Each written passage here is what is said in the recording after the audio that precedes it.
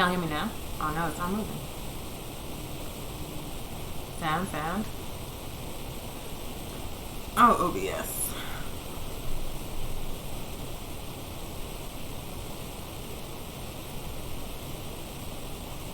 Let's see.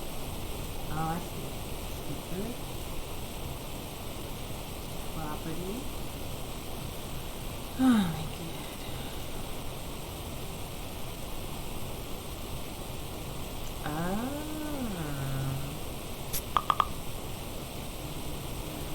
Alright, y'all. I'm using a fancier microphone. So, I apologize for that, but it seems like y'all can hear me now. Is that right? Is that right? The feedback is probably my very loud computer. A very loud or very slow computer. With the fan spinning. Sweet. Thank you, Monica. Thank you, Tiffany. Sorry about that, y'all. Technical difficulties. We appreciate your patience. My name is Onya Sanu. I am an organizer with the All African People's Revolutionary Party in New Mexico and the All African Women's Revolutionary Union. Good morning, Monica. Thank you so much. Appreciate y'all so much for helping with that, because I would have just been talking and I would not have known that y'all couldn't hear me. So thank you. Deeply appreciate y'all. So yeah, this is Weekly Pan-African News Live. This is the weekly show that APRP New Mexico does every single Thursday at 11 a.m. Mountain Time. We do this because very early on in this pandemic, this wild global situation, we realized that like a lot of the information that was coming from the top, that was coming from so-called reliable sources, was straight up nonsense. For example, they told us for a very, very long time, for like 2 straight months, that we didn't need to wear a mask. And then as like all around the world, countries that were controlling the spread were telling people to wear a mask. And then like a month ago, they're like, psych, wear a mask. And now there's like mask short, like basically they have been misleading people, giving people incorrect information, and basically greatly exacerbating the danger of the situation. And so with this show, what we're trying to do is obviously always give y'all a revolutionary Pan-African perspective on what's going on in the world, but also provide our people with basic correct information about what's happening so that we can stay safe, so that we can protect each other. Because clearly this government, the people in charge, do not care about us, do not care that millions of people are out of work, do not care that African and indigenous people are the most drastically and catastrophically affected by this pandemic. They don't care. They just want us to go back to work and keep making the money. And so we are putting this out there to give y'all the truth about what is going on. So yeah, that's the purpose of the show. Because we are the APRP, we don't do anything ever without political education, because we believe that you cannot organize a sleeping people. You cannot, mobilize a sleeping people to wake up. You have to raise their consciousness. You have to wake them up, and then you get some action. So this is Weekly Pan-African News. This is presented by All African People's Revolutionary Party, New Mexico. This show is coming to you live from occupied Tiwa territory, also known as Albuquerque. We always start the show by acknowledging that we are on stolen indigenous land. We are in stolen land. The people who own this land are still here. They are still fighting to get their land back. And if we have anything to do with it, indigenous nations of the Western Hemisphere will get their land back, period. Just like we are going to get Africa back, period. So this is occupied Tiwa territory, and we always want to acknowledge that every single show. The other thing that we do every single show is that we call in an ancestor to ground us, to guide us in our work. As African revolutionaries, we understand that we are not like working in isolation. We are not like we didn't just pop up out of the ground. We're part of like a continuum of struggle that has lasted for 5 centuries. We are, the only reason that I'm talking to you today, the only reason that I am a part of the APRP is because for hundreds of years before me, my ancestors, the people that came before me, were fighting and learning and building the institutions that we have to build upon today. So everything that I am, everything that African people are, we owe to our ancestors and to our history. And so we always want to acknowledge that, just like we acknowledge that it's stolen land. And so the ancestor I want to call in, because his birthday is just 5 days away, is Malcolm X, El-Hajj Malik El-Shabazz. He was one of the brightest and strongest revolutionaries that our struggle has ever known. He was massively influential in a very, very short period of time. He was a revolutionary pan-Africanist, as quiet as it's kept, who in the last years of his life formed an organization, the Organization of Afro-American Unity, that had its objective as unifying all people of African descent in the Western Hemisphere, no matter where they lived, around the objective of liberating our people. And that is a pan-Africanist objective. And not only that, quiet as it's kept, people always talk about how he went to Mecca, and they talk about how after he came back, he all of a sudden had no issues with Europeans, But that wasn't even like the main reason why he made that trip. Because on the same trip when he went to Mecca, he traveled all over Africa and met revolutionary African leaders like Sekou Touré, like Kwame Nkrumah. He met them, he talked to them, he built with them, and he learned from them. And that's why he organized the Organization of Afro-American Unity. It was modeled directly after the Organization of African Unity that was founded on the continent. He understood by the end of his life that the struggle for the liberation of African people in the Western Hemisphere was connected to the struggle to liberate Africa and African people on the continent. He understood that we were the same people. He understood that we had the same destiny. He understood that we need to be organized collectively into organizations that united us. So he was a pan-Africanist, and people never want to talk about that, but it's true. So we bring him into the space today, and we thank him for his contributions, and we thank him for the path that he's laid for us, that we continue to walk with y'all. So that's the ancestor. That's our welcome. I see some folks talking. Hello, Tiffany, Ashay, Brother Malcolm. Hello, Hugh. I'm all for the OAAU. It is definitely the kind of formation we need right now, the sort of formation the APRP is seeking to be. We need to unify African people across borders around the political objective of pan-Africanism, one unified socialist Africa, because no matter where we exist in the world, our condition is the same. We are exploited, we are oppressed, we are pushed out of society, we are denied jobs, we are denied housing, we are denied good health care. And everything we need to address those problems is right at home in Africa. And so if we organize our people to liberate Africa, it's going to liberate African people, period. So, like I said, for every single one of these shows, we do political education because we want to educate our people about hot topics from a revolutionary Pan-African perspective. Marcus is not. Your name is Marcus, not Hugh. Got it. All right. So, this week, the topic is, what is revolutionary socialism? Like I mentioned at the top of the show, the APRP, the All African People's Revolutionary Party, is a revolutionary Pan-African socialist party based in the African continent with the political objective of Pan-Africanism that we define as one unified socialist Africa. If you are watching this from the US, you probably hear the word socialism and go, ugh, that's bad, right? Like all you've heard probably your whole life is that it's evil and like dictatorships and like people starve, there's like mad breadlines, which is ironic because we are living in the richest capitalist country on earth during a pandemic. And I don't know if y'all have been by a food pantry recently, but those are bread lines, y'all. Those are bread lines with people in cars wrapped around for blocks and blocks and blocks, waiting to get food to take care of their families in the richest country in the history of the world. That is also capitalist. Capitalism, we are seeing during this pandemic, is like not equipped on any level whatsoever to take care of people's basic needs. All they can really do is like downplay and deny, and then also try to force y'all to go back to work so that Jeff Bezos does not lose a zero off of his net worth. So clearly within this situation, even though we've been told our whole lives that like socialism is terrible, capitalism is failing like super hard right in front of our eyes. And so the reason why we are revolutionary socialists is because we understand that capitalism is a shit show. It is a death cult. It is basically a system that is organized so that a handful of people, usually European people, but not always, but usually European people, control all of the wealth, and then all of the rest of us have to work for our entire lives to barely survive in order to make that handful of people rich.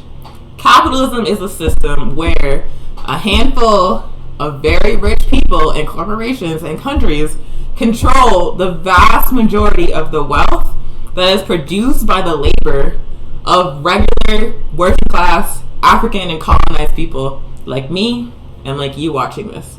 We work our whole lives to make someone else rich, and we have nothing to show for it. And if at any point we cannot work to make someone else rich, then we starve to death, maybe we become homeless, maybe we die. That's capitalism. Capitalism is a system where the economy is organized to enrich a small number of people. Socialism is the exact opposite.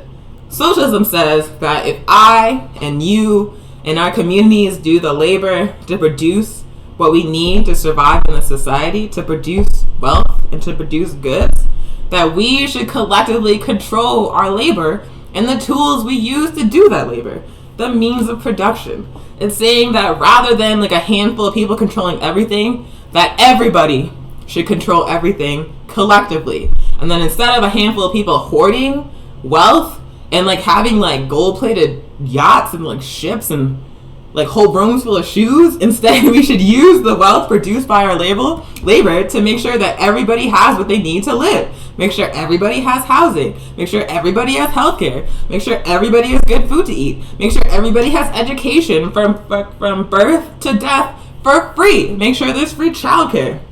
There is like more than enough wealth existing on this planet to make sure that every single person, no matter where they live, no matter what their identity, no matter what their income, has what they need to survive. There is more than enough resources and wealth on this planet to provide for the basic needs of every single living thing on Earth. The issue is that we're living in an economic system that depends on growth and accumulation in the hands of a few, while the rest of us are left to die. So we are revolutionary socialists because we believe the economy and the society should be organized to meet the people living in that society, to meet the needs of the people living in that society. It makes no sense to me whatsoever that 1%, 2% of the world's population controls all the wealth. That a person like Jeff Bezos, the owner of Amazon, could have $1 trillion on the same planet where people are living in tents and not able to eat on a daily basis. It makes no sense to me. And all the people that produce that $1 trillion for Jeff Bezos, all the people working in those Amazon warehouses, all the people manufacturing products, like being forced to work for slave wages in Southeast Asia and Africa and Central and South America, all those people are struggling, and Jeff Bezos has $1 trillion? What kind of sense does that make? What kind of system would produce a contradiction like that? And how could you possibly organize that that's the best way that we could do this? Especially as we're watching, like, it's directly the fault of super wealthy people and super wealthy corporations that we are living through this pandemic, this like extremely terrifying and intense situation, and also that we are living through the slow death of the planet that we need to survive. It's these wealthy, like, you know, inconceivably wealthy people and these inconceivably wealthy and powerful corporations and nations that have destroyed the planet, that have like stolen and destroyed land, that have poisoned the water, that have like, you know, used up all the basic resources that we need to survive, that steal, you know, precious minerals from Africa and use like child slaves to extract them. It's the system of capitalism that set the planet up in this way, that set us up for having to suffer through catastrophic climate change. And revolutionary socialism is the antithesis. It is saying that rather than organizing society on the basis of profit, rather than organizing society in such a way that we are making sure that the rich stay rich and the poor stay poor, we are instead going to organize society in such a way that all the labor we do collectively is used to make sure that we're all good collectively. It just makes so much more sense to me on like a basic level than what we're living through right now. But the issue is that we are living, like I said, in like the richest country in the history of the world, one of the first explicitly capitalist countries that ever existed.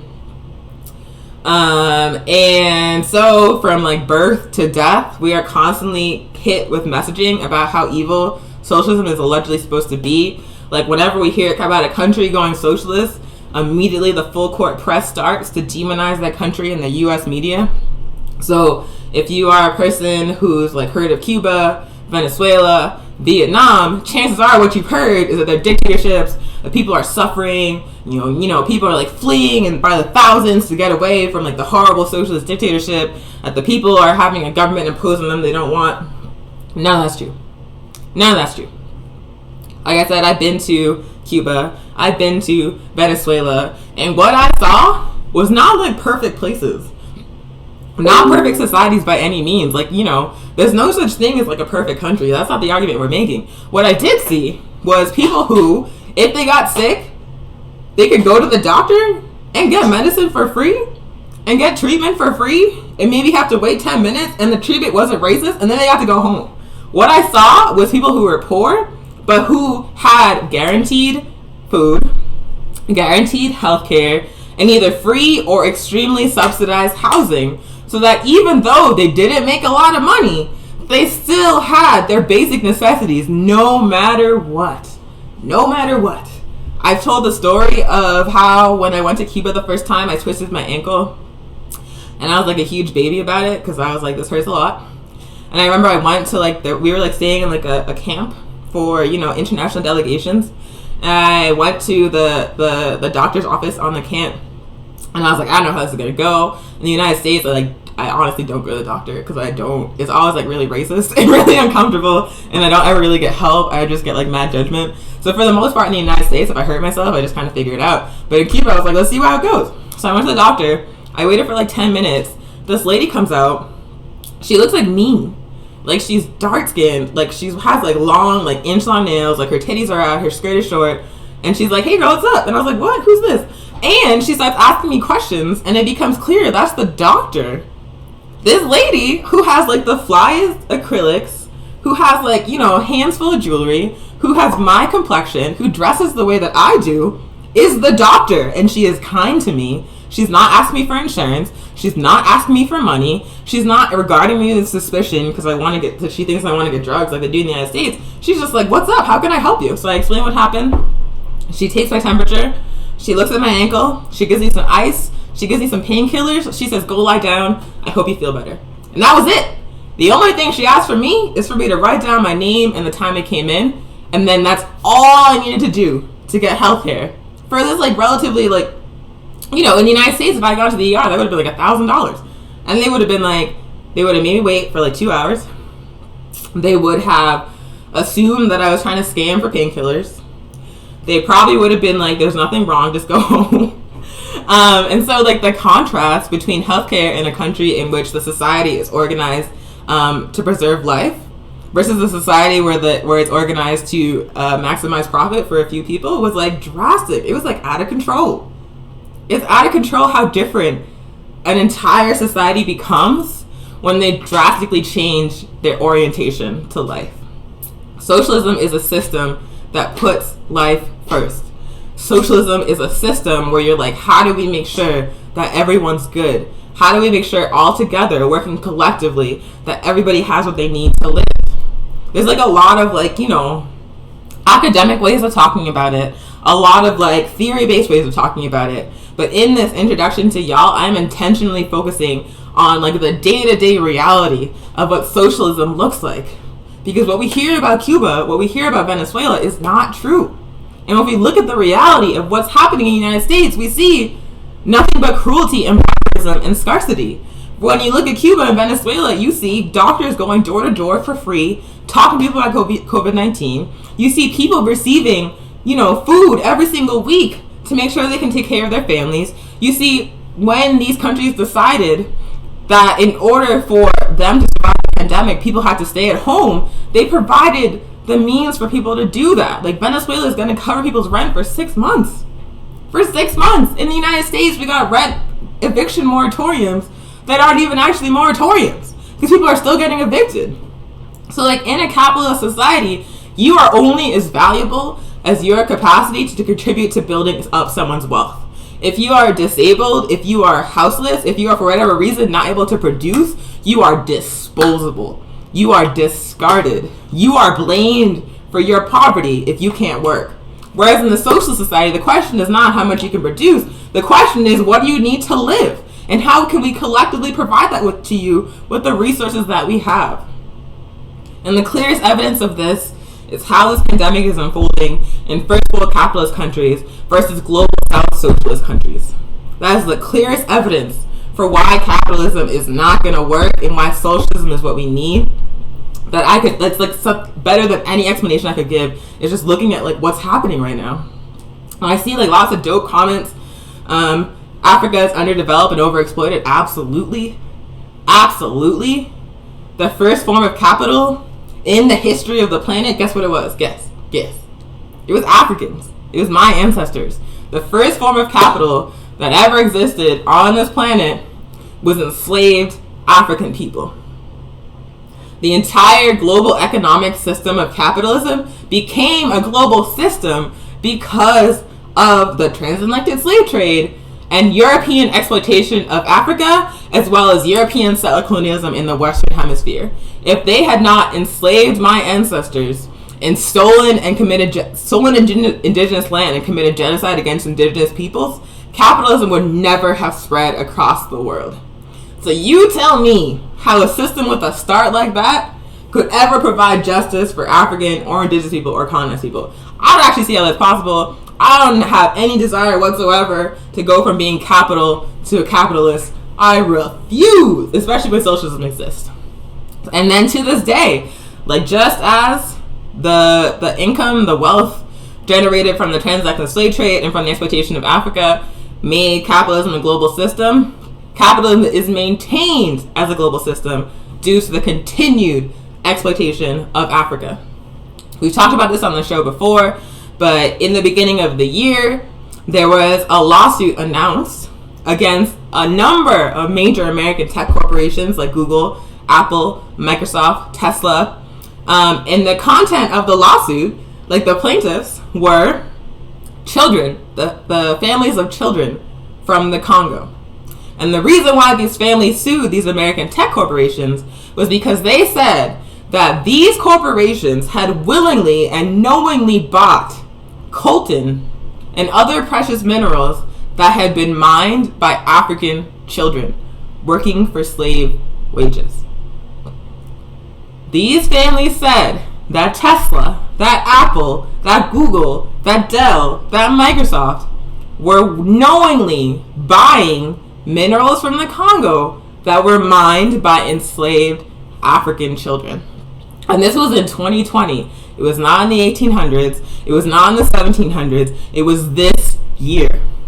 And the reason why these companies, these massively wealthy American companies that make billions of dollars in revenue, that are some of the biggest and most influential corporations in the world, are buying coltan mined by African children, is because they know that if they need a cheap source of any resource they need to produce the goods that are sold all over the world by these companies, they can go to Africa and get that shit for nothing because they have colonized Africa and kept Africa exploited and oppressed for centuries. For centuries. And that's why the APRP is a pan-Africanist organization. That is why we are saying people of African descent all over the world need to unite and fight for the liberation of our land. Because we understand quite clearly that this system cannot function without exploiting our land and exploiting our people. And we want that to stop. We think that instead of the resources of Africa being used to enrich a handful of rich Europeans, a handful of sociopathic rich people, instead the resources of Africa should be collectively controlled by the masses of African people and used to make sure that the masses of African people have what we need to survive, have what we need to live. We come from the richest landmass on the face of the planet, but we are poor wherever we exist because the wealth of that landmass is not used to provide healthcare, housing, medication, schooling for our people. Instead, it's being used to make Fitbits and Priuses and drones and sneakers and all kind of bullshit that's sold all over the Western world. So we are socialists because we understand that our people were the first form of capital, and the exploitation of our people in our land props up capitalism, and we don't want to do that anymore. We think that needs to stop. We think that there's no reason whatsoever why African people should be suffering and poor wherever we exist if we come from the richest place on earth. It's very simple to me. It's very controversial because, again, we live in a capitalist, like a filthy capitalist country that tells lies about socialist countries 24/7, 365. And so there's like a lot of confusion among the masses of people in the United States about whether or not socialism is good.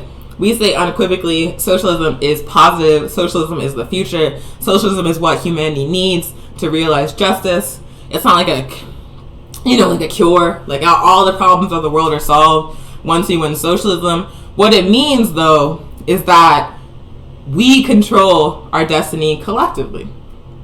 We decide what kind of society we build. Rather than having, billionaires that don't care at all, trillionaires that don't care at all, making all the decisions because they have the most power within the system that exists. Instead, we're going to put the power back into the hands of the masses of people. We're going to move collectively to control the means of production and control the wealth of the planet, and use those means of production and use that wealth to take care of the basic needs of the masses of oppressed and working class people. That's it. The question is, who is going to control the means of production? Who is going to control the economy? Capitalism says it should be Jeff Bezos. It should be Donald Trump. It should be, any Elon Musk. Apartheid rich Elon Musk. Man, it makes me, this is an aside, but it makes me so mad that people think Elon Musk is like real life Tony Stark, because that man has never really invented anything in his life. And the reason why he's wealthy is because of stolen land in Azania in South Africa. Because his father was literally a genocidal colonizer that stole land and mines, emerald mines, from African people. That man is not self-made. That man is not a genius. He's just like another colonizer that did particularly well. So yeah, instead of saying Elon Musk or Jeff Bezos or fucking Bill Gates should decide how we run the world, we should say that the masses of working class colonized African people should decide how we run the world. That's it. That's the difference. Very intentionally focusing on, the not theory part of why socialism, because I feel like a lot of people who would be open to socialism get immediately turned off by the way it's discussed, because people are not clear about what would be different and why it's important. So very, very, very important for folks to understand, on a basic level, why we're socialists. It's not theory. It's because it's about who is going to control how we live. Is it going to be rich people or is it going to be us? I think it should be us. Hopefully you agree with me. Put your comments, questions, concerns in the comments, whether you're on Facebook or YouTube or Twitter. We will see it and we will respond. So, got some questions. Samuel says, Pan-Africanism is the total liberation and unification of Africa through scientific socialism and is the only solution for Africans globally. I 100% agree, Samuel, and the APRP agrees as well. That is actually a direct quote from Kwame Nkrumah, who is one of the founders of the All African People's Revolutionary Party. We talked about him before. Kwame Nkrumah was the first democratically elected president of the first country to gain independence from European colonialism, Ghana. And after Ghana gained independence, he was like, look, y'all, we are completely surrounded by, neo-colonial states that are controlled by the oppressor. And unless we work to liberate the rest of the African continent, we are straight up sitting ducks. So he said Ghana's independence is meaningless, while the liberation of the rest of Africa and the African diaspora, and we agree, Pan-Africanism is the way we overcome that divide and conquer shit. It's the way we unify our people around the same objective that's going to liberate us all. Samuel also said we judge socialism based off its principles. Socialism is a perfect system when based off of the principles. That's a Kwame Ture quote. Something that he would say a lot was that people would always point to, the fall of the USSR or contradictions in socialist countries and be like, clearly socialism doesn't work. Clearly this is not going to work. But it's not, you can't judge a system based on the imperfection of humans. You have to judge a system based on its principles. The principles of capitalism are endless growth and life be damned. If we're gonna eat the ground up from under you, we're gonna suck all the water up from under you, and if you don't have any water left to live, well, that's on you. You should have saved or something. That's capitalism. Socialism is we want to make sure that the resources available are collectively controlled democratically by the masses of people that produce those resources, that produce the wealth. And humans are humans. Humans have been living under capitalism for 500 years. So in the process of building socialism, there's going to be contradictions. There's going to be shit that people have to process and work out, indoctrination under capitalism. So obviously when you embark on a project that is completely different from what's been done before, you're going to make some mistakes. You're going to do some shit wrong.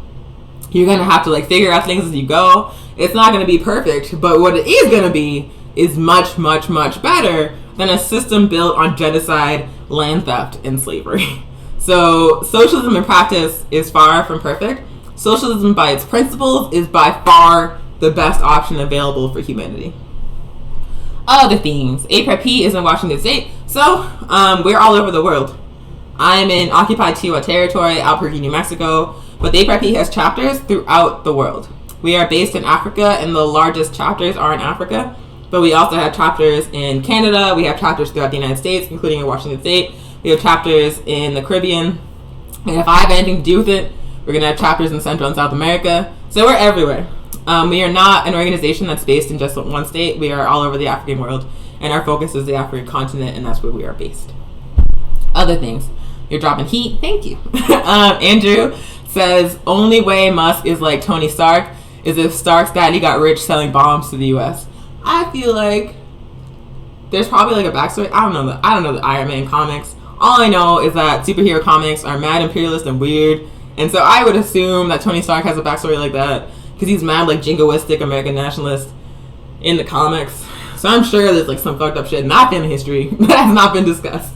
Maybe I'm not familiar with it.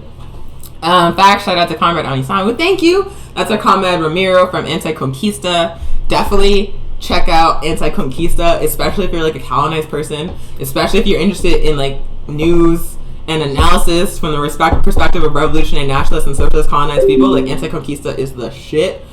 Let's see. Dialectical materialism enters religious illusion. Correct. And then Samuel says, African leaders need to follow the example set by Kwame Nkrumah, Sekou Touré, Thomas Sankara, Patrice Lumumba, etc. at large. Too many African leaders are complacent with neocolonialism and exploitation. Correct. Yeah, for like the past like maybe 30 years or more, the dominant leadership within the African liberation movement, within the African, within like the mass, like the African diaspora on the continent, has been straight up sellouts. Has been petty bourgeois, neocolonial sellouts who are most interested in being the middle managers for the system of capitalism and imperialism, who have assimilated and integrated the values of Western imperialism and of capitalism, and who impose those values upon the masses of African people and act as intermediaries, like as go-betweens between like the rich-ass Europeans who are stealing all our shit in those corporations and the masses of African people. In the middle is a whole bunch of sellouts, like a lot of them. I feel like we're living in a point in history where people do like straight up like, sellout shit, coon shit, and there's always like a ready-to-go rationalization, like a justification. There used to be a point where, for example, like a recent example is Ilhan Omar, who was like the first Somali representative in the U.S. House of Representatives, who a couple of weeks ago, I think it was like a week or two ago, signed on to a letter from AIPAC, which is like a Zionist lobbyist group, calling for extended sanctions on Iran. This person who is from a country, Somalia, like an African woman who's from a country that is constantly attacked by the United States for precisely the same reasons that Iran is saying, hello Zionist lobby, I wish to endorse your imperialist attacks on this anti-imperialist country of Iran. Ilhan Omar also this week signed on to a letter in which they're basically like saying they were asking the Pentagon to be more transparent about the people they murdered in Somalia, where this woman is from. They were saying, can you tell us how many people you killed? Not even like, don't stop killing them. Not even like, why are you bombing this place? But just like, could y'all be a little bit more transparent about how many people you murdered precisely? Like, what the fuck? Like, all Ilhan Omar should be saying as an African woman from a colonized nation that is being directly attacked by the United States is get the hell out of Somalia. Stop. Get that drone base out of Somalia. Get AFRICOM out of Africa. Stop murdering African people. Stop murdering grandpas and kids from the sky. That's all you need to say to be on our side. Instead, she's like, hello, imperialists. Could you possibly be more transparent about how many people you're killing? And the U.S. government's like, nah. And then what happens? Nothing. Because she has no power. But that's kind of an example, right? Where rather than like saying, like calling like a spade, being like, that is messed up. Y'all are killing people from the sky for no reason, and the entire premise of AFRICOM as a project is nonsense. It does not belong there. It's colonial. Instead of like calling it as she sees it, like calling it as it is, it's always like accommodation and like wheeling and dealing and like negotiating. Ugh, like, I hate that shit. Like the class of leaders that exists among African people now is a bunch of straight up motherfucking sellouts. Like, that's it. Excuse my language. I really try not to swear. I kind of gave it up. I'm really tired today. But yeah, Samuel's correct that, like, you know, this class of African leaders that exist is a very, very far distance from, you know, Malcolm X or Kwame Nkrumah or Sekou Touré or Winnie Mandela or Gloria Richardson, like we talked about last week. Like, they're just straight up sellouts. They're sellouts who tell us as they're selling out that it's for us. Like, as they're, like, cashing the check, they're like, this is for you. It's fucking terrible. Anyway, Tiffany says, fuck colonizers. I agree, Tiffany. I agree. But that has been the PE section. I'm going to work really hard for this episode to stay under 90 minutes. Because usually when it's me by myself, it's like 2 hours. And I don't know how I do that. I just be talking. So this time I'm going to try to keep it much briefer than I usually do. Because 2 hours is like a lot of time to watch someone talking. Anywho, so that has been the PE section.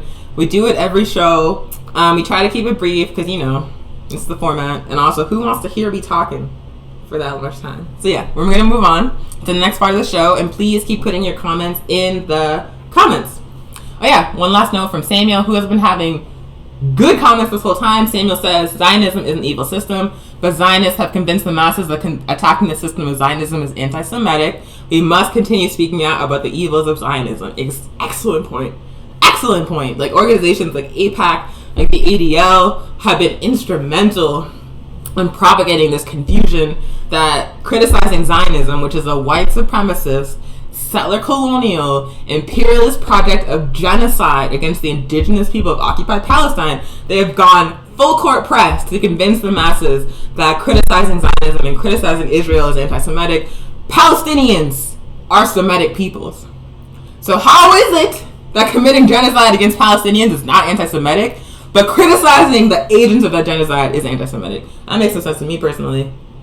I'm going to criticize white supremacy and settler colonialism no matter who is motherfucker doing it. And Zionism has nothing to do with the religion of Judaism. Zionism is once again a white supremacist, settler colonial, imperialist project, and criticizing Zionism and attacking Zionism and criticizing Israel and demanding liberation for Palestine is a responsibility for any person fighting for justice for humanity or fighting for justice for life on earth. Period. It's not anti-Semitic. Palestinians are Semitic peoples. Killing Palestinians is anti-Semitic. Demonizing Palestinians is anti-Semitic. Criticizing Zionism, not anti-Semitic. Also, our duty as revolutionaries. So thank you, Samuel. You've been coming with the heat in the comments this whole time. Tiffany, too. I appreciate y'all. Alright. So, next part of the show. Like I said at the top of the show, like, there's been a lot of straight up disinformation coming from, like, the CDC, coming from Trump, coming from, you know, all levels of the colonizer capitalist government has contributed drastically to, you know, the number of infections and the spread of this virus unchecked in the United States. And so we want to provide y'all with some basic information to keep you safe. If you have been watching the show, this is going to be your review. But again, like, people, like, we are in the community all the time, talking to people, talking to our folks, and folks do not know basic information about this virus. They're still in the dark about basic shit because there's been so much confusion and lies coming from the top. And so that's why we do the basic information as often as possible. Because every time we get a new viewer, we want to keep sharing it. We want, if people, like, watch the videos later or share them, we want them to know this. So if it's a review for you, please be patient, because a lot of people just don't know. They don't know. So first and foremost, and usually go through a presentation for this, but I don't want to do it right now. I'm trying to keep it short. So yeah, if you prefer the presentation, just let us know in the comments, and next week we'll do it again. But first and foremost, COVID-19 is not a hoax. It's not a hoax. It's not like a pandemic. It's not like overblown, you know, like a conspiracy to make you stay home. It's like none of that shit. Like, people are actually dying. A lot of people of all ages, of all identities. But in New Mexico and in the United States in general, the most drastically impacted people are African, indigenous, Chicano, Latino people, and Asian people. So not only is it not a hoax, but our communities, colonized working class communities, are being hit the hardest. My comrade Andrew just said in the comments, my friend's mom just died of COVID a couple of days ago. I have known multiple people that have died who I've, like, you know, have met in person. It is real. It is not a hoax. It is impacting our people the worst. So we have to take it seriously because we already know this place does not see it for us. This place is not trying to save us. This place doesn't even provide us with healthcare when there isn't a pandemic. So let alone during a pandemic, they're not going to change that up. So it's super important as African people, as colonized people, as working class people, that we understand that this is not a hoax, that no one's coming to save us, that we have a responsibility to stop the spread and protect each other, to take it seriously. If you see someone saying this is overblown, this is a hoax, you need to intervene, my friend. Like, if that's a colonized person, you need to tell them the truth, because it's very, very, very important that our people take this seriously. People are dying. People are dying. So yeah, it's not a hoax. Not a hoax. Next is that it's extremely contagious. It is very, very, very contagious. That's why it's spreading so quickly. People are catching it. You know, you sneeze in your hand, you touch a surface, someone touches the surface after you, they catch it. Or you sneeze or you cough when you're out and about and you don't cover your mouth, or you're not wearing a mask. And so like the droplets containing the virus go into the air and people inhale them and get sick that way. Like, it's so easy. It's as contagious as the common cold, but it's like much more deadly. That's why it's like infecting so many people. We just crossed 5,000 infections in New Mexico, and we have like a pretty small population. That's why it's spreading so quickly, because it's extremely contagious. And the other intense thing about this virus is that there's no evidence thus far that people who get it are actually developing immunity. No evidence thus far, and there's a lot of evidence to the contrary. So it's super important to understand that, like, the strategy of just like going out and like, you know, living your life and being like, if I catch it, not smart. Because even if you catch it and you survive it, there's no guarantee that you can't get it again. And the other really key thing is that it is extremely contagious, and people are able to spread it with no symptoms. You can feel not sick at all. You can have no fever, no shortness of breath, none of the stuff we've heard about, and you can still have COVID-19 and be extremely infectious and give it to other people. So it's extremely contagious. There's no immunity once you get it, based on available evidence. And also, initially, one of the big pieces of misinformation that was shared widely when this pandemic first hit the United States was that the only folks that would get seriously ill were elders and immunocompromised people. And we say only not to say that, like, you know, those groups are disposable, because they're not. They're precious parts of our community. But what that messaging did, was like allow people my age and also children and also folks who are not immunocompromised to be like, oh, I'm gonna be good. It's just gonna be like a bad cold. Has not been the case. As soon as the virus hit the United States, we started seeing people of all ages, particularly African people, dying, particularly indigenous people dying, people in their 20s and 30s and teens, people with no pre-existing conditions, people who were not immunocompromised were getting seriously ill, getting put on ventilators for weeks and dying. And now in the United States, we are seeing that children who in other places were previously thought to not be affected by it are also contracting the virus and developing serious complications leading to death. So it's not just elders. It's not just immunocompromised people. Every single person, if they catch this virus, is in danger.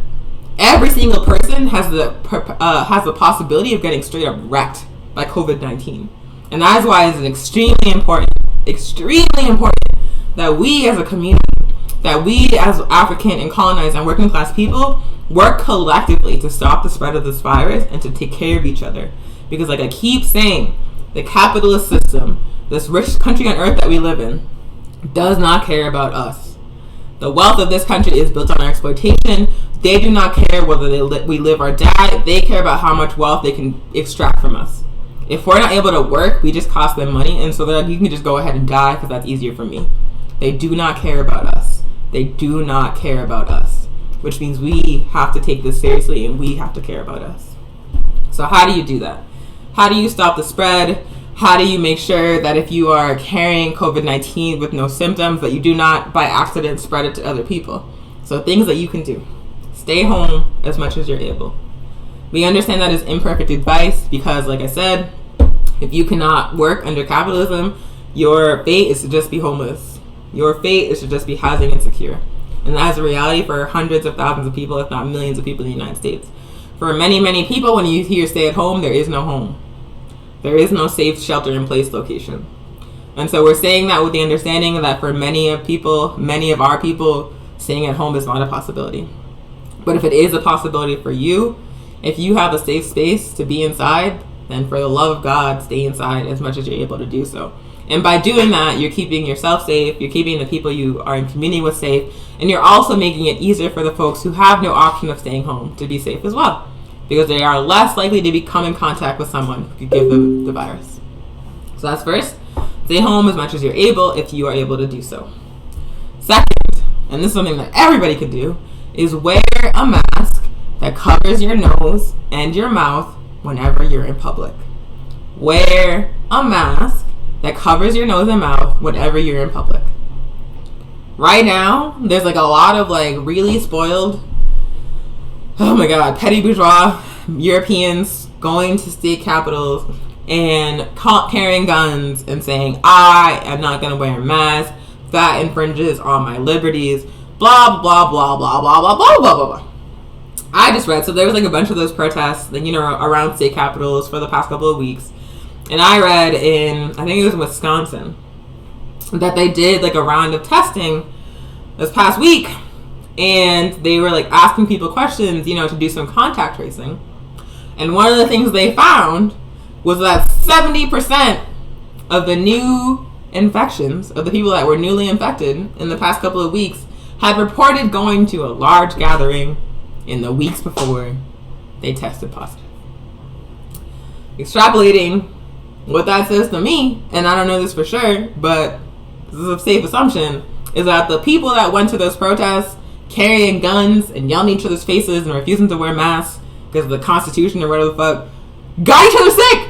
They got each other sick, and they spread that shit widely. And because they were like, I'm too free an American to wear a mask, all they did was like self-own. That's all they did. So don't be like these racist ass Europeans going to the Capitol with assault rifle. Instead, just cover your goddamn face, cover your nose and your mouth, wear a mask whenever you're in public. And what you're doing when you do that is, if you sneeze or you cough or you like spread droplets, whatever, when you're talking, you're making it so that shit is not going into the air so other people won't breathe it in.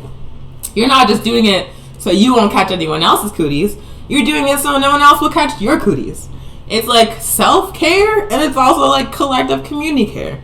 And the other thing about a mask, is that even if you're like, you know, for whatever reason you have like a blase blah attitude about catching a deadly virus, like, we are living in a period of like extreme facial recognition technology. Like in supermarkets here in Albuquerque, if you are shoplifting, there's like cameras with artificial intelligence that will scan your face and call the police. So that already exists like across many, many, many places. Even in like random ass Albertsons here in Albuquerque, there's like facial recognition technology. And you know, like a really good way to avoid technology like that, like a really good way to thwart it, wearing a motherfucking mask. Wear a mask. Wear a mask. Like, but there was like, before the pandemic, there were all these states, like these state legislators that were trying to pass legislation that would prevent people from masking up at protests. And then the pandemic hit, and now they have no option. They can't do that anymore because everybody has to wear a mask. So if you were a person that was like, we should be able to mask up at protests, congratulations, we won by default. Because now everybody's going to wear a mask. Now these facial recognition cameras are going to be scanning our faces, and they won't only be able to get half, like, even if you are like a conspiracy theorist, even if you're like a fucking COVID-19 truther or whatever, like, wearing a mask is like an anti-state action. It's a way of like thwarting the spreading, like the creeping surveillance state. So even if you don't care about getting sick or getting other people sick for whatever reason, you should embrace wearing a mask as often and whenever you're able to in public, because we've been fighting for that right within the movement for years, and they were about to make it illegal, and now they can't anymore. So like, take advantage, y'all. Take advantage. Wear a mask that covers your nose and your mouth when you're in public. Other things you can do to stop the spread is maintain a 6-foot distance from people you're not living with at all times. That means if you go to the store, if you are out and about, if you are walking your dog, like, make sure that you are maintaining a distance of at least 6 feet from someone that you are not living with anytime you are in public. And a lot of stores here in Albuquerque, they like drew circles on the floor 6 feet apart so people know where to stand. You can also like go like this if you're really big like me, and this is like 6 feet. But yeah, just keep your distance from people. Maintain personal space. Maintain like a little bubble of a 6 foot radius all around you, and just like keep your distance. Because the farther you are away from people, the less likely you're going to get caught in that wave of droplets containing viruses if they happen to sneeze if they're not wearing a mask, or if they're wearing a mask and something gets through. Just a way to, again, stop the spread. Other things that you can do are avoid touching your face, especially your eyes and your nose and your mouth. The virus lives in the fluids that you secrete from your body. So if you touch your mouth and don't wash your hands and then touch a surface and you have the virus, you just got the virus on that surface. If you sneeze and don't cover your mouth, or if you sneeze and cover your face with your hands and you don't wash your hands and you touch something, you just got the virus on that surface. So it's the safest thing just to avoid touching your face. And if you wear a mask that covers your nose and your mouth, you're way ahead of the game because you can't touch it because your shit's covered. And also, the way to avoid, inadvertently spreading the virus from touching your mouth and then touching your hands is to not touch your face, but also to wash your hands frequently with soap and water. Wash your hands more than feels reasonable. Wash your hands so much they get ashy and cracked, but then also use lotion. Wash your hands. Wash your hands. Wash your hands. I wash my hands whenever I come home, obviously whenever I use the bathroom. Anytime I am touching like a high touch surface like my phone or like a doorknob or a toilet handle, I wash my hands so much. And the reason I do that is because I do not want to inadvertently transfer the virus from my hands to the surfaces in my house. And then the other thing you want to do is you want to disinfect high touch surfaces like your phone, like a doorknob, like toilet handles, like keys, like your keyboard on your computer, because that shit is disgusting. Believe it or not, you want to disinfect high-touch surfaces frequently, either with a solution of bleach and water. It's like 1 part bleach to 9 parts water, with disinfecting spray like Lysol spray, or just with plain old soap and water if it's safe to do that. Obviously don't get soapy water all over your laptop. I did not tell you to do that. Please don't do that. But you can use like a wipe to disinfect electronics. But basically, you want to make sure, for the things that you're touching all the time, for the things that, are high touch, you want to disinfect them frequently alongside the hand washing, alongside the avoiding touching your face, alongside wearing a mask that covers your nose and mouth, and alongside the social distancing. I see Andrew has some tips. First of all, hello, Ujima People's Progress Party. Those are the comrades in Maryland. Shout out to Ujima People's Progress Party. Also, Andrew says, if you wear a mask, leave your phone at home. You'll be safer from COVID and safer from the state. That's true. That's true. Your phone is like a little spy device in your pocket. And also, according to scientific tests, it's covered in fecal matter, like poop bacteria. Because people use it in their bathroom, and then they might wash their hands, but they were using their phone before they wash their hands. So it's they're kind of gross. They're gross surfaces for most people. So if you just leave it at home when you're out and about, that's a way to avoid them getting it even grosser and avoid spreading the virus that way. And let's see. And yeah, touching your phone is a great way to put the virus in your pocket for later. Yeah, so if you touch a surface with the virus and then you touch your phone, it's on your phone, and then the phone with the virus is on your pocket. So like Andrew's saying, it might be easier just to leave your phone at home if you want to. But that's some basic info about COVID-19. I see a comment from Black Hammer in the comments on my Facebook. Shout out to Black Hammer. Y'all are getting hammered by a lot of opportunistic, racist ass people, and we do not support that. We rock with Black Hammer. Get mad, stay mad. Anywho, next is African world updates. First of all, let me change the overlay. Ready? Yeah. We have these. We're using open broadcast software and Restream to present this show to you. And open broadcast software allows you to put fancy overlays that you can make in graphic design software. And so that's how we're doing this. It's literally just a PNG image with a transparent background that we designed, and then I put my face next to it with the video feed, and now we have fancy news type overlays. It's cool. It's very cool. Shout out to OBS. It's free. But as part of the show, we talk about what's going on in Africa and the diaspora when it comes to this pandemic.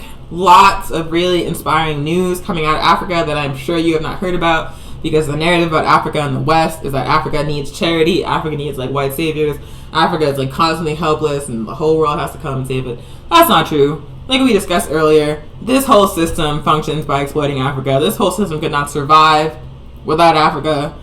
Africa does not need the world needs Africa. Period. Anywho, so some cool things that are happening in the African world in terms of COVID-19.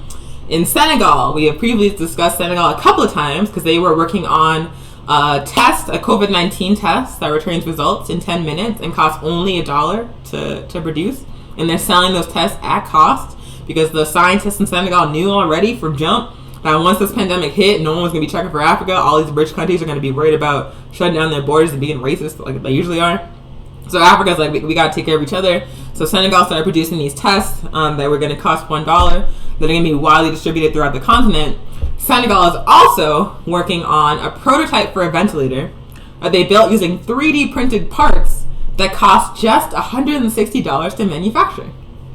Just $160 to manufacture, produced entirely in Senegal. So they've made a prototype. They're testing it out now. And it's really, really cool because like there has been a worldwide shortage of ventilators throughout this pandemic.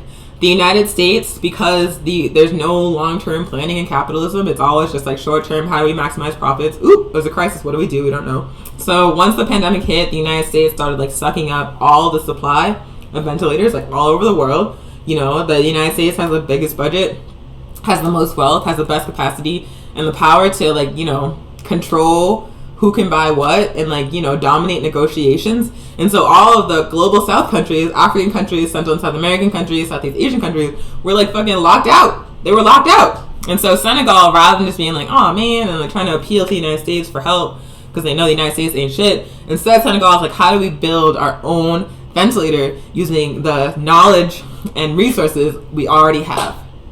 And so that is what this ventilator prototype as an example was.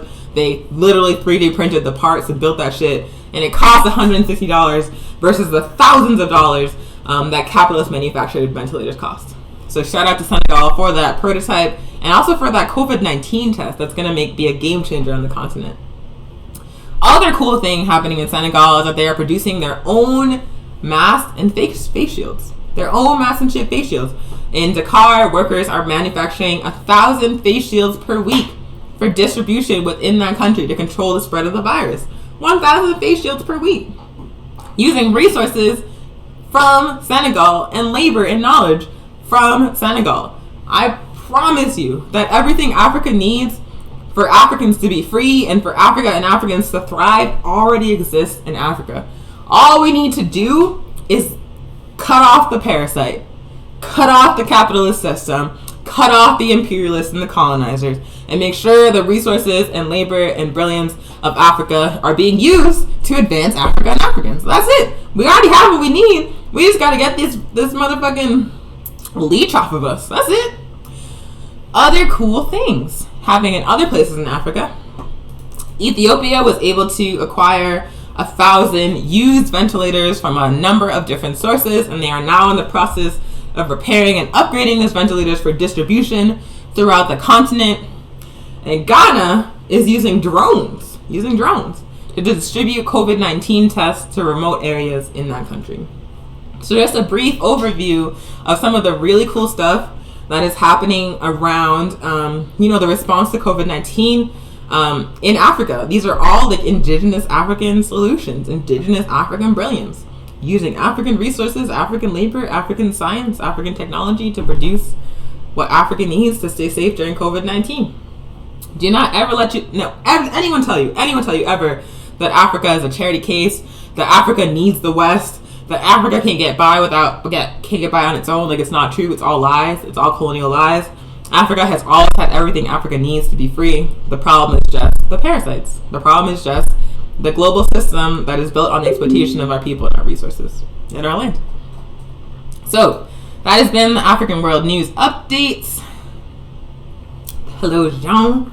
Nice to see you. Thanks for tuning in.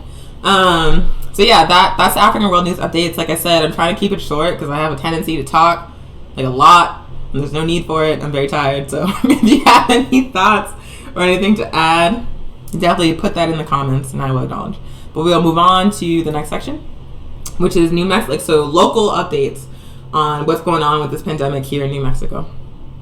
So what is going on with this pandemic here in New Mexico? A couple of things. First and most intense is that we broke over 5,000 positive infections this week in New Mexico. New Mexico is an extremely underdeveloped state. It's one of the poorest states in the United States. It's also what they call a majority-minority state, which makes no sense. It makes no sense. But what that means is that the majority of the population in New Mexico is colonized nations, colonized people. That is Chicano, Latino people, indigenous people, African people.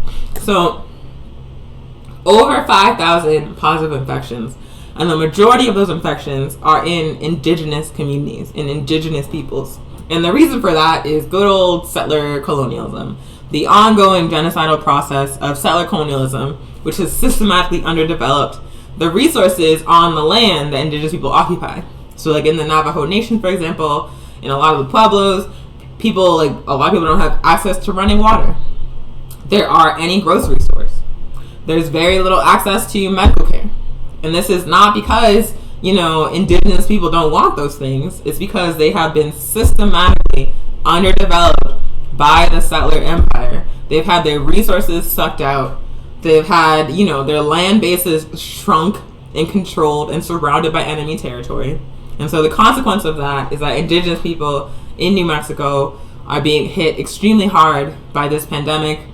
And now we are above 5,000 positive cases. And super, super important, New Mexico isn't at the peak yet. We are not at the peak of infections in New Mexico. It's gonna keep going up before we get down the other side of that curve. And so against that backdrop, it's also being revealed that New Mexico is currently number two in the country for infections of COVID-19 in children. And again, those are indigenous children for the most part. So it's super, super intense. And even though we're not at the peak, even though we just broke 5,000, even though we're number two for positive infections in children in the entire country, we are still seeing state leaders talking about so-called reopening the economy. The governor recently announced a staggered reopening where businesses were going to be allowed to function at reduced capacity. And what that has meant in practice is that if you go out to the store right now, the shit is packed. The shit is packed. People are not wearing masks. People are not social distancing because there was never a campaign of public health to give people information they needed about this situation and about the virus. There was never systematic political education on a mass basis to help people understand why these things needed to happen. And so as soon as the stay-at-home order came down, people were like, why are we doing this? I don't get it. I don't understand. Why do you need to wear masks? Even African people. It's not all European people. And then once the governor was like, okay, we're going to start reopening again, what people heard was, it's over. So this is the consequence of what happens when, people in leadership under capitalism do not do the work to get the message to the masses of people, to educate the masses of people about the situation, to give them the full picture so they can make the safest decisions. When you just impose shit from the top, when you don't give people clear information, when you give people conflicting information, and then you say, okay, we're going to change it up now, you can start shopping again, this is what's going to happen. And so what we're guaranteeing, what the state leadership is guaranteeing, is that because we're not at the peak, we're going to see an explosion of infections. Mark my words. We are going to see an explosion of infections from this staggered reopening. Because, again, people do not have basic information about how not to contract or spread this virus. People do not understand what the point of all these orders were because it was not told to them in a way they could understand. And so a lot more colonized people are going to suffer the consequences of the disorganized way that this was rolled out and the disorganized way that this is being managed. And there's a narrative among liberals, European liberals in the state of New Mexico, that the governor is doing a great job, but in a context where indigenous people, while representing 11% of the state population, are representing over 50% of the infections, and in which we are number two for infections in children. Clearly, that is not an indication of a good job. And clearly, if we're not at the peak and mass testing is not happening, It makes no sense whatsoever to do a reopening, whether it's gradual or not. So the way that people have been shouting out the governor and like the state leadership, you are not going to hear on this show, because I cannot accept the situation. The APRP cannot accept the situation where colonized people are getting wrecked and everybody's like, good job. No, fuck that. Anywho. So yeah, reopening even gradually, even in a staggered way at this point when we're not at the peak, where there's no mass testing, we have just passed 5,000 infections, and when we're number 2 in the country for child infections, is a mistake. It's a mistake. It is a mistake, and it's going to get a lot of people killed. That's it. Fight about it if you want to. Anyway, also, governor, one positive thing, I suppose, is that the governor recently announced this week that every single person in New Mexico is now required to wear a mask in public. Every single person in New Mexico is required to wear a mask in public. But, like I said, people were not educated about why. People were not educated about basic information about the virus. So I guarantee you, and I've already seen it, people are going to fight about that. They're going to be like, why do I have to wear a mask? My rights, blah, blah, blah, blah, blah. This is like a mad individualist culture. So that's already happening, and I expect it to be an ongoing controversy and contradiction where folks are like, you can wear a mask if you want to, but I'm not going to wear a mask. I don't understand what's going on.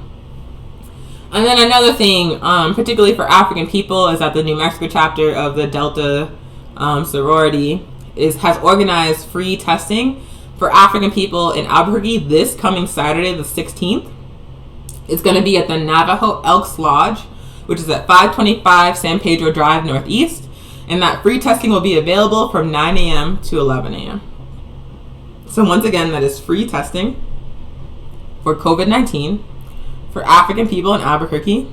And that's happening Saturday, May 16th at the Navajo Elks Lodge at 525 San Pedro Drive Northeast from 9 a.m. to 11 a.m. And I believe that's testing even if you don't have symptoms. Testing that is freely available for African people, and that is organized by the Albuquerque chapter of the Delta sorority. So shout out to them for organizing that. And once again, it is too soon to reopen the economy on any level, and we definitely recommend that folks continue to stay at home if they're able, continue to maintain social distance, continue to practice like very diligent hygiene and disinfecting practices, and also continue to wear a mask that covers your nose and your mouth whenever you're in public. So that has been New Mexico COVID-19 updates, and I'm actually keeping good time. So positive criticism to me. And next is the local organizing updates for New Mexico. Because New Mexico, believe it or not, is like a hub of really positive anti-colonial, anti-imperialist, anti-capitalist organizing. We just don't hear about it because New Mexico is mad small, and because you can't really organize here and like build clout. Everybody's like, what are you trying to do? Who cares? Because no one cares. No one cares about clout here. So there's like really great work happening. That's all grassroots. That's all out of the community. Going to start off with what APRP New Mexico is doing, because that's the organization that's doing this show. So African People's Revolutionary Party New Mexico has launched a community defense program where we are providing groceries and supplies to African families and African elders in Albuquerque, and we eventually hope to expand that beyond Albuquerque to the rest of New Mexico. So we are weekly dropping off groceries and supplies to, it's going to be 40 families starting next week, as well as several elders in our community. We have been doing that for the past 3 weeks, and we plan to continue it for the duration of the pandemic. If you are interested in supporting that work, hold on. I got you. Hold on. Kablow! I have to add the PayPal, but we are always accepting donations of goods, things like non-perishable food, things like fresh produce, things like hygiene supplies, gloves, masks, cleaning supplies. We are all accepting donation of goods, and you can call or text us at the number on the screen, 505-295-0008, or send us an email at aprpnewmexico@gmail.com to coordinate a drop-off of donations of goods. We also always accept donations of cash money, so we can buy that stuff ourselves. And if you want to donate money, you can Venmo at aprp-nm, and then I'll also include the link to the PayPal if one of my comrades does not do that first. But we are also always accepting donations of cash money and of goods and supplies. And without that support, we would not be able to do this project. because we are not grant funded. We are not a nonprofit. We are just like regular working class African people who oftentimes pay out of pocket for this work. And so donations help us reach many more people. So you, by donating to us, you are directly helping the African community in Albuquerque. And also our intent with this program is not to be providing people charity. We want to build up an institution to provide material support for African people in New Mexico.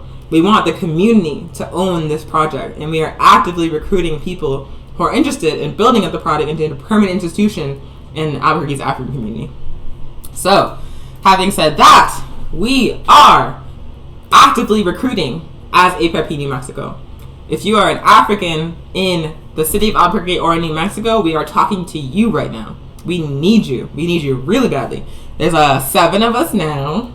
We just got a new member who was around previously and they came back. So there's 7 of us now. But like I just said, we're feeding 40 families and several elders. We are doing this show every week. We are doing the Pan-African film series. We are helping plan the International Celebration of African Liberation Day, which we'll talk about in a second. We are doing like a lot of stuff, and there's not that many of us.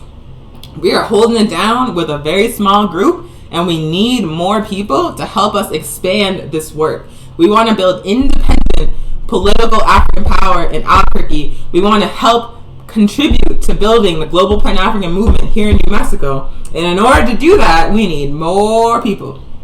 So if you are, someone who's really good at social media, someone who's really good at making memes, someone who's really good at like outreach and following up with people, we need you.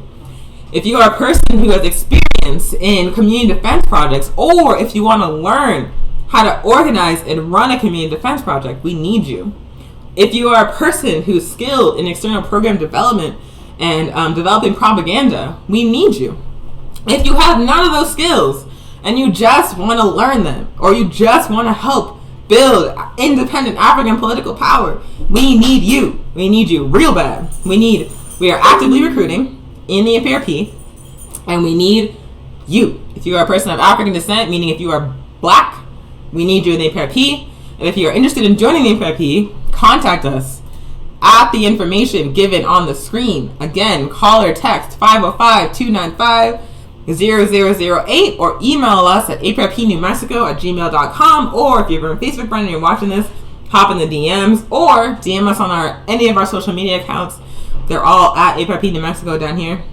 So, get in contact with us. If you have been watching the show, if you're like fucking with us, if you like us, if you're interested in helping out, we have space and work available, and we got big plans. And we need you to fulfill those plans.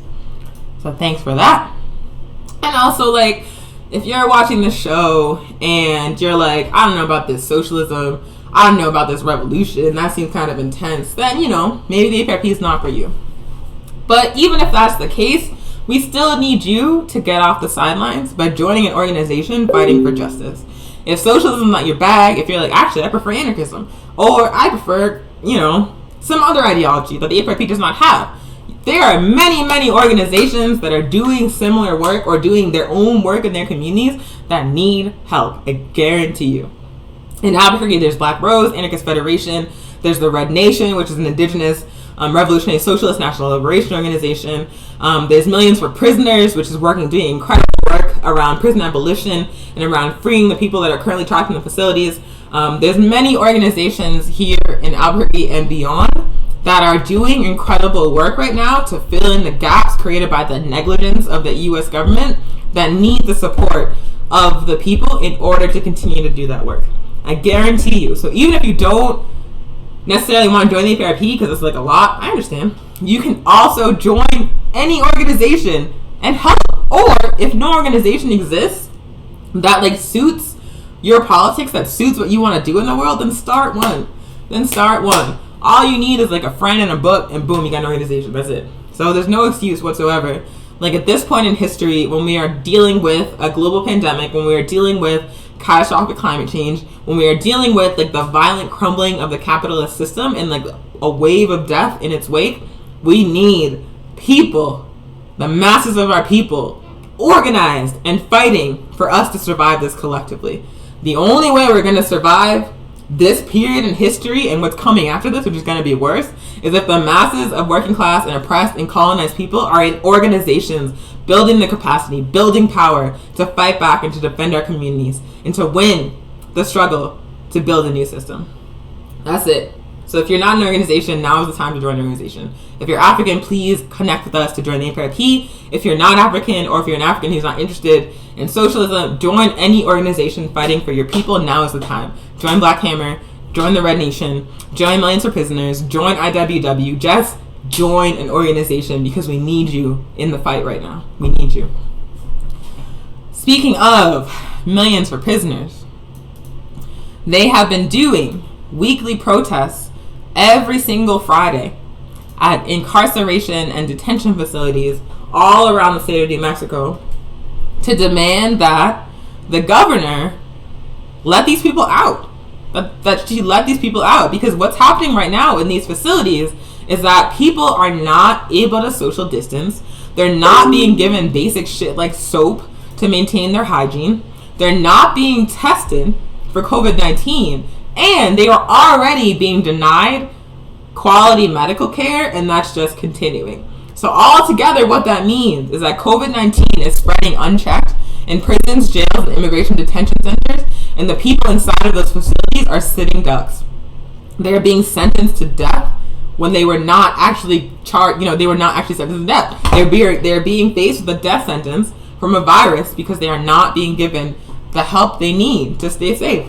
And so Millions for Prisoners in Mexico, alongside Showing Up for Racial Justice Albuquerque, alongside the New Mexico Incarcerated Workers Organizing Committee, or IWOC, have been organizing weekly protests every single Friday at assorted facilities around the state, demanding that folks be released, that they not be consigned to death because they just happen to be locked up within this barbaric capitalist system. So this coming Friday the 15th, that's continuing. If you are interested, it's going to be in Estancia, New Mexico. The meeting spot is going to be the Family Dollar in Estancia, 701 North 5th Street, Estancia, New Mexico. And from there will be a caravan from that Family Dollar to the Torrance County Detention Facility. It's going to be a car-safe, COVID-19 safe rally to free them all at the Torrance County Detention Facility. So we definitely recommend, if you are free tomorrow afternoon at 3:30, head on down to the Estancia Family Dollar at 701 North 5th Street in Estancia, New Mexico, for that caravan to the Torrance County Detention Facility, where you can demand the Governor Michelle Lujan Grisham let these people out. Let these people out. No one in prison and jail and a detention center should be facing a death sentence from a virus because of negligence and barbarism from the system of mass incarceration. Like, that's just not an acceptable reality. And shout out to Millions for Prisoners in New Mexico and all the folks that have been showing up week after week after week to make sure that the governor knows that we're not going to let you fucking kill these people in silence, that we're going to show up, that we're going to say that this is our community, and we're not going to allow you to leave them to die. So please support that action tomorrow at 3:30, Estancia, New Mexico. If you go to the Millions for Prisoners in Mexico Facebook page and go to the event section, you can find all the details. Also, and we're almost done, Albuquerque Mutual Aid has been for 2 months delivering supplies and help to thousands of families in the city of Albuquerque, to thousands of people and hundreds of families in the city of Albuquerque. They're doing that shit every week. If you're interested, if you're a person who is housebound or who needs support with food or supplies, go to ffol.org/mutual aid. And on that page, you will find a form to request a care package, request a food or supply delivery. And you'll also find information about how you can donate to support that work. Because once again, the organizations that are on the front lines right now, the organizations that are providing for the basic needs of our community all over the country, are anarchists, socialists, and communist grassroots people's organizations. Not nonprofits, not grant-funded organizations, not corporations, just like regular ass, leftists and social justice minded people in your community. And so they're paying for that stuff out of pocket, and it's running on donations. And so if you support that kind of work, if you support mutual aid, go to ffol.org/mutual aid, and you better donate to help that work. Donate to support your community here in Albuquerque. Also, John Brown Breakfast Club does a breakfast burrito giveaway every Saturday morning at 9 a.m. at First and Silver. If you are a houseless person or a food insecure person and you want a hot meal, they are still doing the breakfast burritos every single Saturday morning at 9 a.m. at First and Silver. And now the breakfast burritos include a care package that includes like some water, some medicine, and stuff like that for folks. So show up every Saturday morning, 9 a.m. if you are looking for a free hot meal and you are houseless or food insecure. And my comrade Monica has been posting the APRP Venmo, the APRP PayPal, as well as the form to request mutual aid from Albuquerque Mutual Aid in English and Spanish. So definitely check out those links on the comments of our Facebook page for this stream. Final section. I did it. It's almost 90 minutes. So I feel very proud of myself. Next time it's going to be 60 minutes. Okay. So final section. Upcoming events that APRP New Mexico is organizing. And while I'm talking through this, oh yeah, the donation thing is still up. Nice. Please check out that donation info and please consider supporting our work. And also, if you're an African, please reach out to us because we need to recruit you. We want you in the APRP. Instead of serving the empire, instead of serving your oppressor, instead of serving the colonizer, serve the masses of African people in a revolutionary African organization like the All African People's Revolutionary Party. Get in touch with us right there. Anywho, upcoming events from the APRP. Next Thursday, like I said, we do the show every single Thursday at 11 a.m. Mountain Time. Next Thursday, the show topic is a very special topic. It's going to be, what is African Liberation Day? What is African Liberation Day? Well, it's a revolutionary Pan-African socialist holiday celebrated all over the African world throughout the African movement. Usually we have, big rallies, marches, speakers, like it's a whole in-person thing. Obviously during the pandemic, that's not safe. So we're going to be doing some virtual content starting with the show this coming Thursday at 11 a.m. Mountain Time. We're going to give you the history of ALD, the political purpose of ALD, and some special information about ALD in 2020. So if you're interested in learning about African Liberation Day, if you're interested in learning about that history, which is African history, definitely tune in next Thursday the 21st at 11 a.m. Mountain Time for this show. And I think on that show, I'm going to have a co-host and I'm really excited. Also, African Liberation Day itself, the reason why on the 21st we're doing that show and covering African Liberation Day is because ALD is on May 25th on so-called Memorial Day. No, that's not Memorial Day. That's African Liberation Day. It is celebrated all over Africa, all over the diaspora, and this year it'll be streaming online worldwide on May 25th, Monday, May 25th. If you are in New Mexico, for the Mountain Time Zone, that's going to be at 9:30 a.m. If you are in the Pacific Time Zone, that's going to be 8:30 a.m. If you are in another time zone, please do that conversion yourself because I cannot do it right now. I don't have the capacity, but that's 9:30 a.m. Mountain Time. If you look for African Liberation Day 2020, you can find a Facebook event. And we're going to be posting about the flyer and how to join it all next week and all this week. But if you tune in to the APRP International Facebook page or the APRP International YouTube channel, that is how you can watch the African Liberation Day worldwide stream on Monday, May 25th at 9:30 a.m. Mountain Time, 8:30 Pacific. Look up the time in your time zone, please. Also, if you're into the way I talk, surprise, I'm gonna MC that whole event. We're gonna see how that goes. I have 3 hours. So hopefully I can keep it to the time and try not to swear because there's definitely a platform where it's not going to be okay for my potty mouth to flourish. So yeah, if you're interested, which you should be, just because it's ALD and ALD is lit, or if you just want to see me talk more, African Liberation Day is streaming worldwide this Monday, May 25th at 9:30 a.m. Mountain Time. Also, we are not the only chapter of the APRP that does this kind of online content. Our comrade Ajamu Umi in the California chapter of the APRP has a weekly show every single Sunday at 5 p.m. Mountain Time, 4 p.m. Pacific Time. This coming Sunday, I believe he's going to be talking about how to organize community events. Let me see. But you can tune into that show every single Sunday from his Facebook page, which is facebook.com/ajamu.umi. Actually, this week the topic is why we need to get the police out of our communities, why we have to organize for community defense so we don't depend on the police, and why the police need to be abolished as an entity, period. So if that's a topic you're interested in, tune in on Facebook, facebook.com/Ajama-Umi. And then I'll also put the link to the Facebook event in the comments. And once again, that is this coming Sunday at 4 p.m. Pacific, 5 p.m. Mountain Time. So that was the last section. I appreciate all the folks that stuck around for the whole show. I appreciate your comments. We definitely appreciate your support. We would not be able to do this work without you. This is, once again, Weekly Pan-African News Live. My name is Onya Sanmu. I am a member of the All-African People's Revolutionary Party and the All-African Women's Revolutionary Union. We are a revolutionary, Pan-African, mass political party based in Africa with the political objective of pan-Africanism, which we define as one unified socialist Africa. And why are we fighting for that? Because we believe when Africa is free, African people everywhere will be free. And our primary concern is freeing our people. So yeah, once again, this is APIP New Mexico. This has been Weekly Pan-African News Live. We appreciate you for tuning in, and we are ready for revolution. We will see you next week. Thank you so much. Bye, y'all.